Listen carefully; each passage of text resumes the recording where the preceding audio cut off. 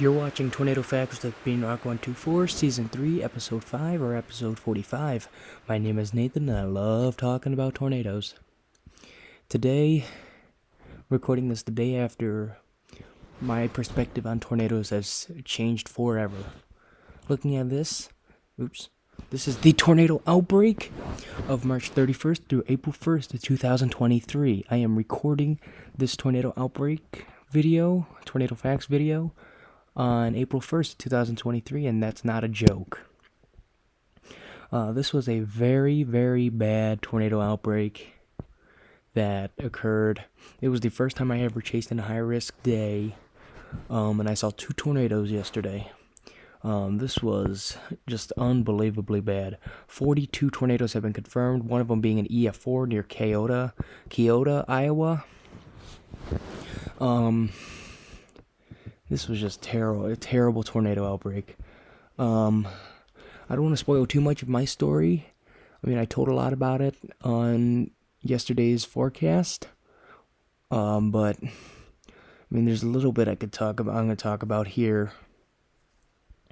I'm just scrolling through all the tornadoes right now because, honestly, I have not seen all of them yet. So, I'm honestly not too sure of what all the tornadoes stuff look like. So, being a chaser, obviously, I saw 2 tornadoes. I saw one east of Peoria, one southwest of Peoria, near, I believe it was the town of Canton, 5.5 miles east of Canton. I saw a tornado there, and I also saw one east of Peoria near Eureka.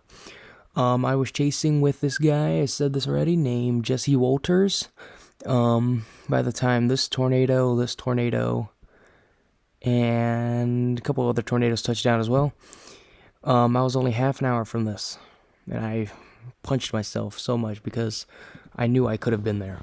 However, today's focus is not about the tornado outbreak of March 31st through April 1st, 2023. Today, we are talking about the tornado outbreak of April 27th through 28th of 2002. It was a widespread, destructive tornado outbreak that affected Iowa, Kansas, Missouri, and Nebraska on April 27, and Illinois, Indiana, Kentucky, Maryland, New York, Ohio, Pennsylvania, Tennessee, and West Virginia. Actually, both Virginias on the following day, April 28. Generally, tornado reports were widely scattered in each state, but significant to severe damage was noted in multiple states. Overall, 48 tornadoes were confirmed, along with 6 deaths, 256 injuries, and $224 million in damage. Wind and hail was also added to that cost as well. Now here's your tornado warnings and confirmed tornadoes by the National Weather Service during this outbreak. Southern Illinois was the only one that was affected, nothing in the Chicagoland area. So here's your meteorological synopsis. On April 25, the Storm Prediction Center first noted the potential for organized severe weather across the lower Missouri River Valley as an upper-level trough ejected eastward across the United States. The organization delineated a moderate risk of severe weather across most of Missouri, portions of Illinois, western Kentucky, western Tennessee, and northern Arkansas the following day. On the morning of April 27, forecasters noted a coupled jet stream across the country, with 150 knot, 175 mile per hour, 250 millbar jet over James Bay, and a 135 knot, 155 mile an hour jet over Oklahoma. In response to this favorable configuration, potent 850 millbar winds of 60 knots overspread Missouri, enhancing the northward progression of moisture. Within this warm air advance region, that's not how I know how to pronounce the word correctly. I just can't think of it how to say it. With several clusters of elevated atmospheric convection developed throughout the morning hours, coincident with steep mid-level lapse values, representing the change in temperature with height of 7.5 degrees Celsius per kilometer, mainly posing a risk for marginally severe hail as they moved across Kansas, Missouri, Iowa, and Illinois. Given the strength of the surface low-pressure area progressing across Nebraska, forecasters noted the potential for dew points in excess of 60 degrees Fahrenheit to encroach as far north as southern Iowa. Through the degree of destabilization, Cape values was unclear given the coverage of cloud cover. Within hours, sunshine enveloped portions of central Kansas, where thunderstorms were expected to develop along the tri-line, stretching southward into central Texas. In this area, a moist and unstable environment materialized, but long and straight photograph plots showed the change, showing the change in wind and height, favored a predominant large hail and damaging wind event from any discrete activity before it congealed into a squall line overnight. Farther north in southern Nebraska and Iowa, a greater tornado threat was expected to evolve along the warm front, and east of the surface low, where wind shear and barometric pressure falls were most conducive for supercell thunderstorms capable of producing strong F2 or greater on the Fujita scale tornadoes. By the afternoon, widespread thunderstorm activity began to develop near the intersection of the dry line and the warm front across northeastern Kansas, northwest Missouri, and southwestern Iowa. Several weak tornadoes occurred in this region over the ensuing hours. After sunset, the greatest risk of severe weather shifted across Missouri and eastward across several states into Ohio. Mid-level Cape values of 1,000 to 1,500 joules per kilogram. Effective bulk wind shear of 70 knots, 80 miles an hour, and 0 to 1 kilometer shear upwards of 50 knots favored the formation of discrete supercells and bow echoes across much of the region into the overnight hours. The supercell noted that the isolated nature of supercells preluded the issuance of a high risk, which, sounds similar to what happened yesterday. Discrete or embedded supercells moved across Missouri, Illinois, Tennessee, and Kentucky during the pre-dawn hours, where wind shear remained very favorable for tornadoes given low-level storm relative helicity in excess of 500 meters squared per second squared. I heard that term being used somewhere, I just cannot think of where, but I know somebody said it definitely different than how I said it. Numerous tornadoes were confirmed, many of which were significant. By sunrise, the formation of several bow echoes suggested a transition to a greater damaging wind event. During the morning of April 28, the Storm Prediction Center again outlined a moderate risk of severe weather, this time stretching from Ohio eastward across much of the mid-Atlantic. The powerful upper-level trough shifted eastward, now encompassing portions of the Ohio River Valley, and northeast in 200 millbar winds greater than 100 knots. While a line of prefrontal convection was ongoing during the early morning hours, this activity was expected to be weakened as it encountered stable air across the Appalachian Mountains. Meanwhile, with a sharp cold front moving eastward across portions of the Ohio and Tennessee valleys, and into Pennsylvania as well, a severe squall line was expected to take shape and pose a risk for widespread damaging winds, severe hail, and 1 or 2 tornadoes.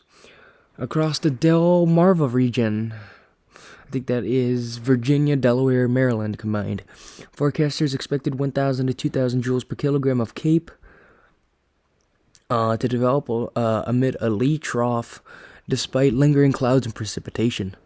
With large-scale forcing focused north of Virginia, only scattered thunderstorms were expected in this region, though the environment favored the potential for supercells. In the afternoon hours, one particular supercell developed in west central Virginia and progressed eastward across Virginia, producing its first strong tornado in Shenandoah County. While much of this region had been located in stable air north of a warm front, through the morning that boundary had lifted north after midday and allowed for rapid destabilization. Thus, as the supercell continued east across Virginia and Maryland, it notably produced a historic F4 tornado in La Plata, Maryland. Additional damaging tornadoes accompanied the storm until it moved offshore after sunset.